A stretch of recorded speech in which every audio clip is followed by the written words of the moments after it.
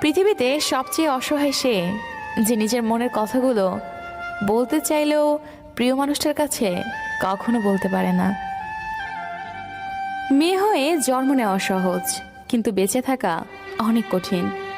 হাসতে গেলেও ভাবতে হয়, কাঁদতে গেলেও ভাবতে হয়। রাগ আর তুফান দুটোই থেমে গেলে বোঝা যায় ক্ষতি ঠিক কতটা হয়েছে। চুপ থাকার চেয়ে বড় শাস্তি বোধহয় এই দুনিয়াতে আর কিছু নেই। প্রয়োজন ফুরিয়ে গেলে মানুষের কথা বলার ধরনটাও পাল্টে যায়। তাই লজ্জার কিছু নেই।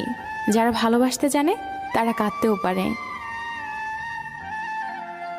নিজের ভালো লাগা, মন্দ লাগা, কষ্টের অনুভূতিগুলো কাউকে দেখাতে পারো না।